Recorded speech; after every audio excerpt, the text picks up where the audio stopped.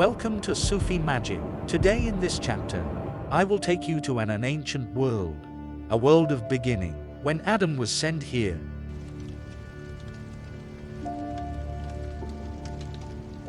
You may have already read about how Adam and Eve came to this world, and about their sons Cain and Abel. Almost all of us are familiar with the story of Cain and Abel, and the story of how one murdered the other. But I want to take you to that world in a very different way, through the guidance from Quran and Hadith, to the world of archaeology.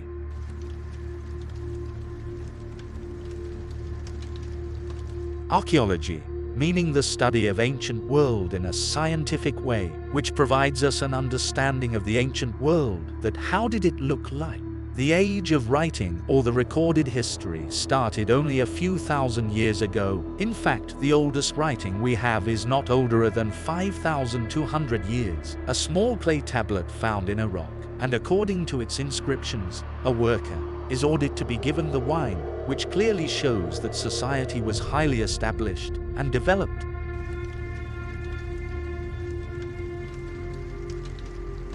But the era I am talking about is much older than this. In common terms, we call it the Stone Age, before the invention of writing, a world of the ancients, the age of prehistory, a world that had just begun. And to take you to this world, I will take you to different countries, to the dense jungles and to deepest caves, where we will encounter some of the marvelous things. I will show you thousands of years old paintings in those caves, mysterious graves from Stone Age and secrets buried in those graves.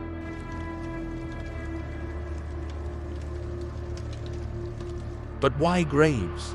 Because burying the dead is an ideological system and a civilization's undeniable evidence. And this is why when archaeologists are exploring human history, they pay much attention to the methods of burials, because the way people bury their dead shows the way they lived and explains their concept of life, death, and their religion. It shows how they used to think. But we must study this topic very carefully, because besides humans, there are at least 5 other species which have been observed burying other members of their own species. For example, elephant, giraffe, dolphin, chimpanzee, and crow. In fact, once, a herd of elephants in Kenya was observed covering their dead matriarch, meaning the she-alpha, with leaves and sticks as a sort of a burial. As a matter of fact, human was taught to bury by one of these animals. But before I talk about that, a very important question comes to the mind, that how old is the history of burial?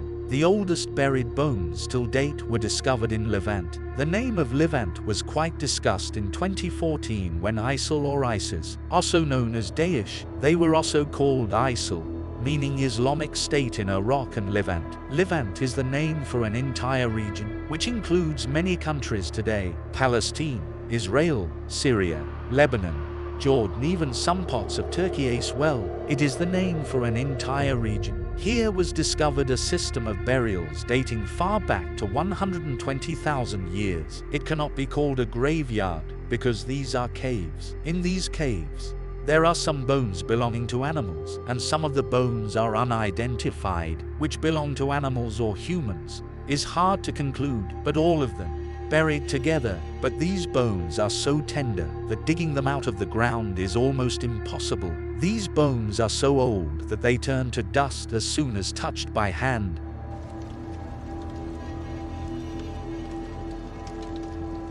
But there is a grave in Kenya whose remains can be handled. This grave, almost 78,000 years ago, was built by someone for his 2 to 3 years old child. In fact, the remains of this grave are also given the name of ntoto, which, in local Swahili language, means a young child. This discovery was made only 9 years ago, and it is still debated that by species, it was a human child, or from a non-human species. As I have already informed you that the ritual of burial is practiced by other creatures too besides the human, and this is what happened in the story of Cain. Surah Maida, and Allah sent a crow, digging a grave in the ground, in order to show him, Cain, how to bury the corpse of his brother. He cried, "Alas, have I failed to be like this crow, and bury the corpse of my brother like him?" So he became regretful, and it was the first burial which was performed by one of the children of Adam. But why did Cain kill Abel in the first place?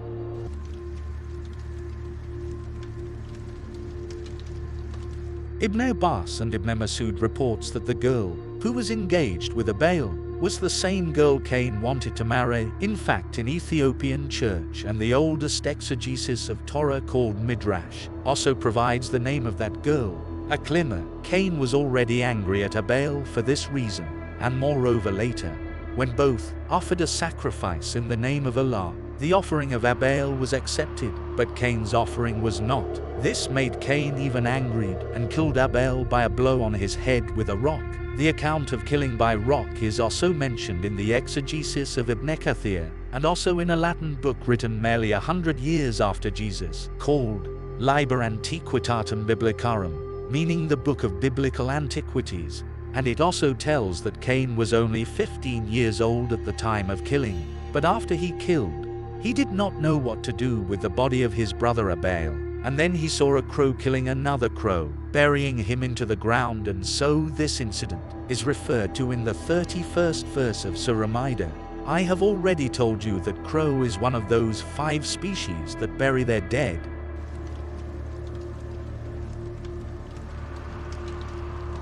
After Abel, Adam fathered a third son called Shez. Shez literally means a gift in the name of God.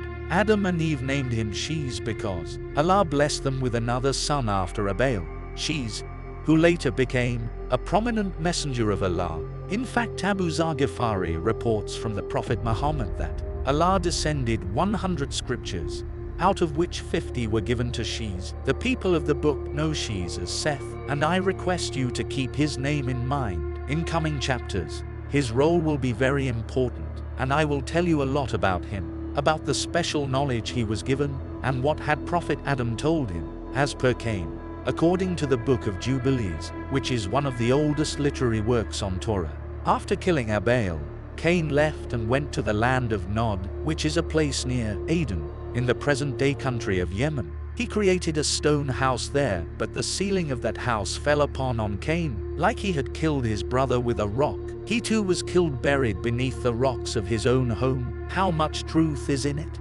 Only Allah knows best.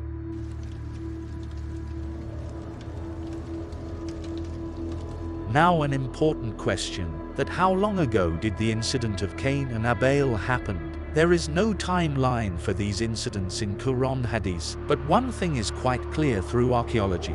During last 50,000 years, or after the age of Nandate House, all the graves that we have discovered, they were not simple burial in grounds, but rather, they seem to be buried with some sort of a ritual performed to them.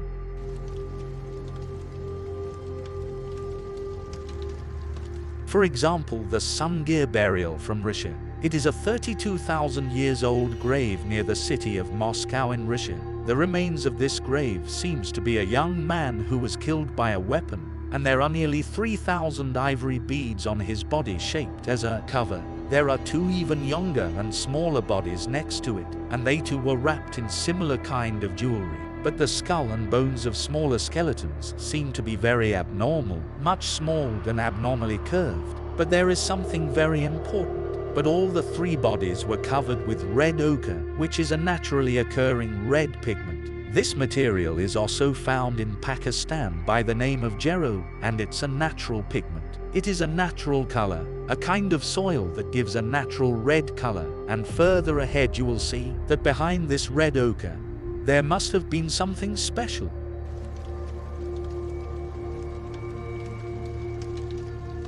Almost 2,000 kilometers away from Moscow, in Norway, there are some 30,000 years old graves, remains of which are once again covered with the same red ochre. However, it is also true that the graves in Norway also carried fish, deer and pet cats buried with the body, similar to the much later Egyptians, like the Egyptians did with the Egyptian pharaohs. But another interesting thing is that in these Scandinavian countries, 25,000 to 30,000 years old, birthing huts have also been discovered, where women used to go at the time of childbirth. This tells us a very important thing that they used to understand. that the childbirth is a special event. It requires care and privacy both. The exact way of thinking like a modern human thinks as per red ochre is concerned. Similar case appears in a 14,000 years old grave in Australia called Lake Mungo remains, but for this grave, red ochre must have been brought from somewhere far, because there are no deposits of red ochre in Australia near this grave.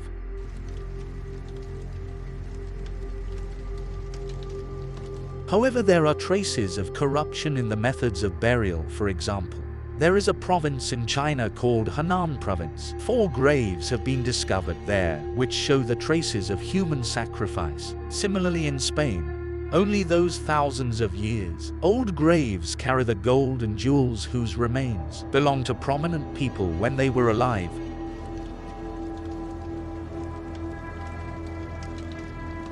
But why am I telling you all this? What does it prove you?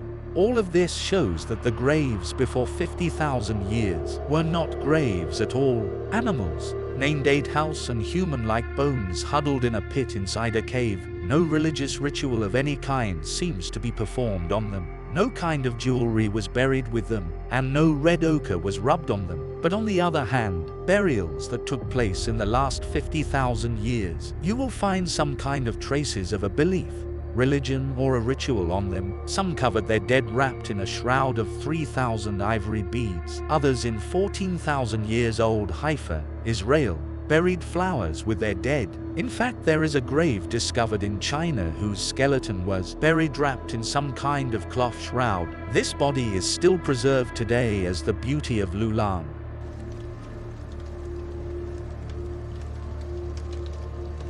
In the Upper Paleolithic period, meaning the last phase of Stone Age, in simple terms, last 50,000 years, some graves have been discovered, which, at that time, were built inside living homes. This is something very important. Archaeological science discovers something important by it, that there has been a time when people practiced the ancestor worship, meaning the worship of their forefathers. They were building those graves inside their homes due to their religious beliefs, and I will discuss this topic with great details a little bit later. But last 50,000 of Upper Paleolithic era is the period when we see the evidence of burials, proper burials, evidence of art, jewelry and clothings are discovered, basic kind of technology, complexity in everyday tools, and the evidence of human distribution in the whole world are discovered.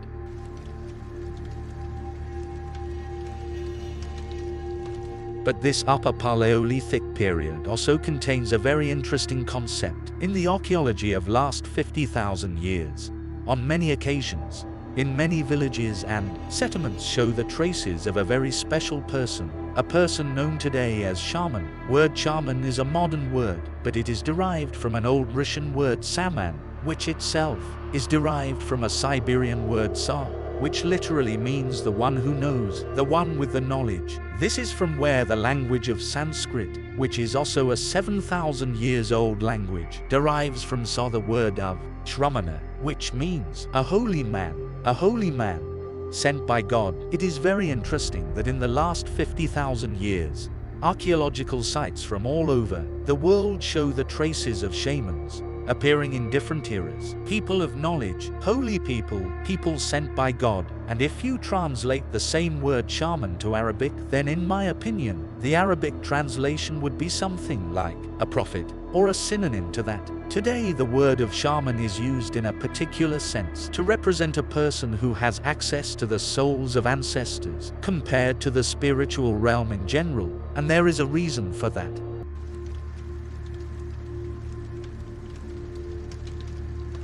A few minutes earlier, I told you about Spain and 30,000 years old graves discovered in there built inside their living homes. Even today some of the people do it, and the reason for that is emotional attachment with the deceased. From this practice, archaeologists have deduced that in prehistory, there has been a time when people used to worship their ancestors.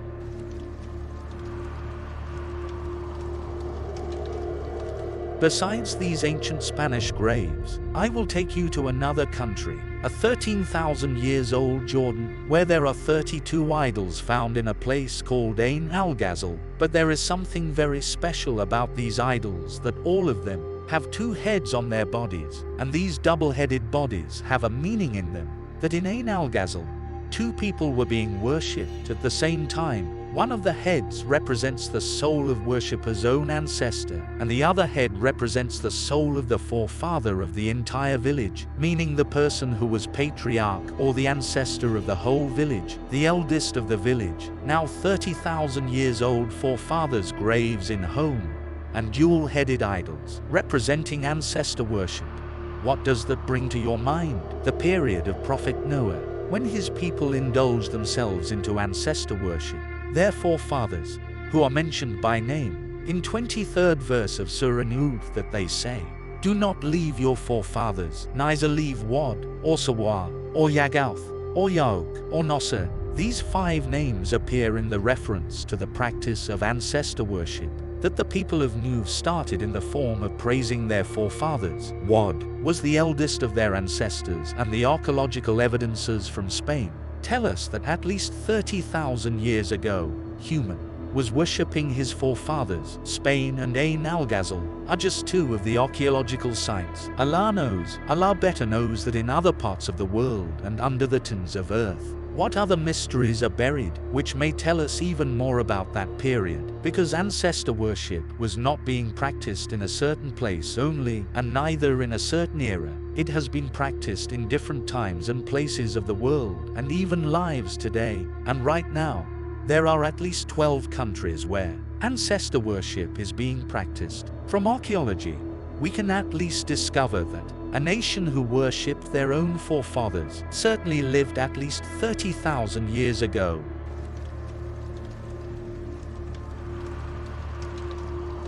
Some of you must still be thinking about the red ochre. What did it mean? A person buried on an isolated continent like Australia, thousands of miles away. The presence of red ochre shows that it must mean something important to them. What was so important? The certain answer to that we still cannot claim. Nothing was written in prehistory. It was a time before the invention of writing. This is the reason why we take most of the help from archaeology, and with it, we try to understand those times. We try to interpret them, and so far, we still have not successfully interpreted the importance of red ochre. But my personal opinion is that the children of Adam had spread over the whole world, and being the descendants of the same parents, they all knew that we are created out of clay, and perhaps that is why, after death, they used to cover their dead in that dust, symbolically, and return it to the same dust. But why was it always the red dust? Perhaps we will never know.